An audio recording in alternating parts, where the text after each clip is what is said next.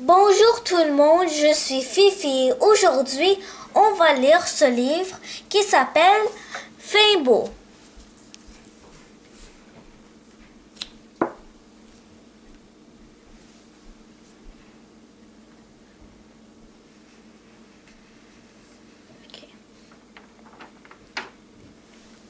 Fimbo. Au fin fond du grand océan bleu vivait une petite baleine bleue, Fimbo.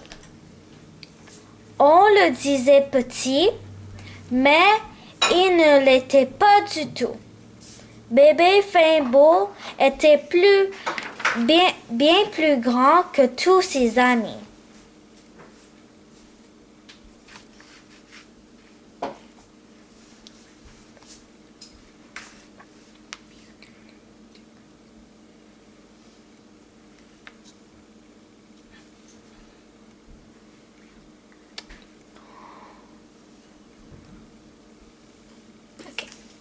Son passe-temps favori était de jouer à cache-cache avec ses amis dans les rochers. Mais il était toujours déçu. À chaque fois que Fimbo jouait à cache-cache avec ses amis, il terminait toujours perdant. Il était beau se cacher le mieux possible, ses amis le trouvaient immédiatement. Comme Fimbo était gros, il était très facile pour ses amis de le trouver car où qu'il se cache, il dépassait toujours. Alors, Fimbo était vraiment grand, c'est pour ça qu'il était nul pour cache-cache. Et lorsque son tour venait, Fimbo se réussissait jamais à trouver ses tout petits amis. Il était si petit qu'il pouvait se cacher n'importe où. Parfois, il se cachait même derrière la queue de Fimbo. Mais Fimbo ne pouvait jamais les trouver, jusqu'à ce qu'ils sortent de leur cachette et se montrèrent. Presque toujours, Fimbo devait passer toute la journée à les chercher. Quand il en avait marre, il arrêtait de jouer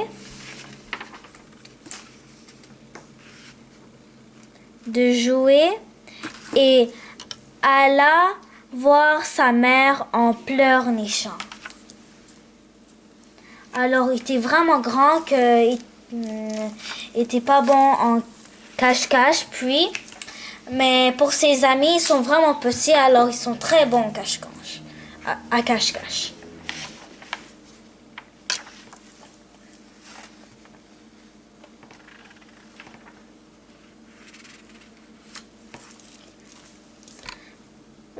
Oui, c'est toujours la même chose. J'en ai marre. Je n'en peux plus, se plaignait Fimbo. Quoi, mon chéri? Qu'est-ce qu'il y a? Demande sa mère. Maman, où que je me cache, mes copains me trouvent tout de suite. Mais quand c'est eux qui se cachent, je ne peux jamais les trouver, même si je cherche toute la journée. Pourquoi, maman? Pourquoi ai-je si gros? Pourquoi est-ce que je ne peux pas être tout petit comme mes amis? Demanda Fimbo, l'air triste. Mon chéri, tu es une baleine. Tout est différent de tous les autres poissons de l'océan. Nous sommes les plus gros animaux sur Terre. Et tu sais, plus tu grandiras, plus tu seras gros, répondit sa mère. Encore plus gros? Oh non, je ne veux pas être plus gros. J'en ai assez d'être gros, se fâcha Fingbo.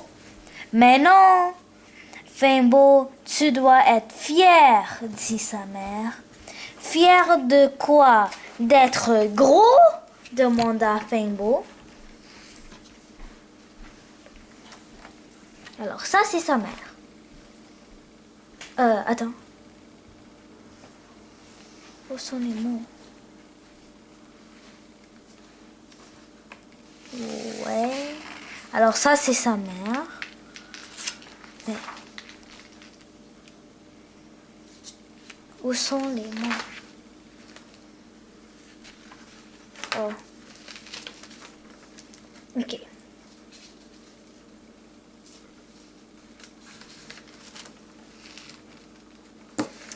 Chers petits amis, comme dit ma mère, être courageux ne signifie pas se mettre en danger. Moi, j'obéis à ma maman, dit Fingbo. Oh, dit Fingbo, à quoi ça sert d'être gros? Les amis de Fingbo se moquèrent de lui et disparurent. Fingbo se sentit très seul. Personne à qui parlait, personne avec qui jouer, il era tout triste.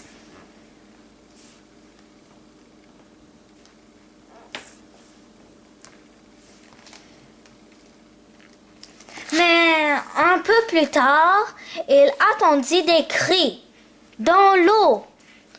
Ces cris, ils se connaissaient bien. Très vite, il nagea dans leur direction. Ces cris étaient des petits amis qui se dépêchaient en hurlant les terreurs comme si quelqu'un les pourchassait.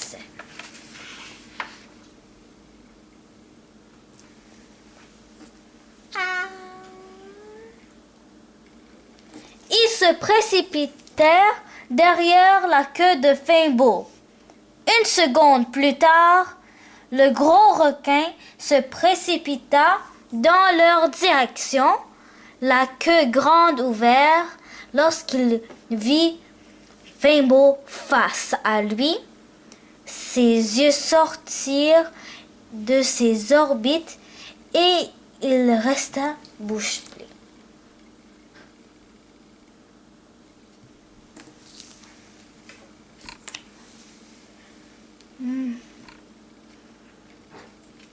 Fingbo grogna une fois. Le gros méchant requin regardait méchamment Fingbo du coin de l'œil et disparut, pris de peur. Peut-être c'est parce qu'il est plus petit que la baleine. Mais on ne sait pas.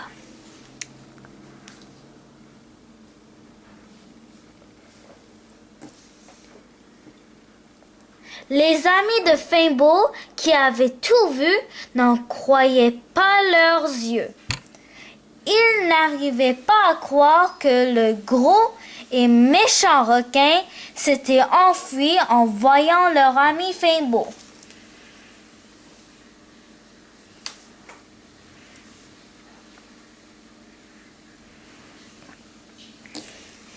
Il était très fier de lui. Chacun vint le voir et le remercia. Ils s'excusèrent de s'être moqués de lui. Fingbo accepta les remerciant humblement. Les amis, dit un de ces petits poissons, Fingbo est sage. Il nous a dit de faire attention aux dangers. D'être courageux ne peut pas dire prendre des risques. Nous l'avons appris aujourd'hui. À partir de maintenant, nous ne devrions plus aller jouer aussi loin. Ils étaient tous d'accord. Oui, Oh non.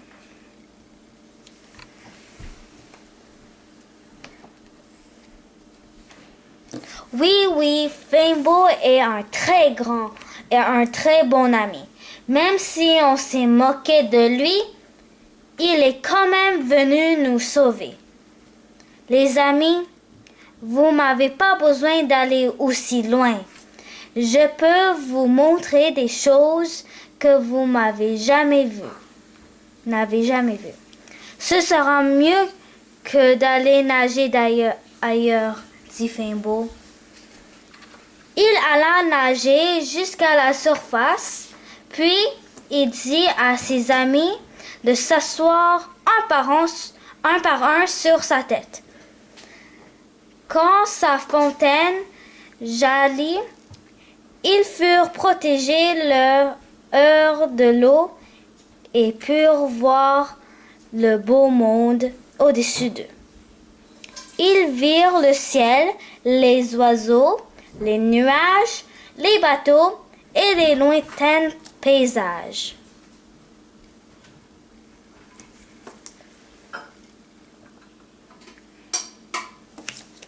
Ils poussèrent des cris de joie. Quelle vue magnifique! Pour ces petits poissons qui n'avaient jamais vu plus haut que la surface de l'eau. Fimbo, tu es génial! Tu es un super ami. Nous t'aimons beaucoup. Ils s'encerclèrent et lui firent un câlin. Fimbo était très content d'être gros et différent car ses amis pouvaient compter sur lui. Alors ça, c'est la fin de l'histoire de Fimbo. J'espère que vous l'avez aimé. Je vous souhaite une belle journée et on se voit demain. Bye!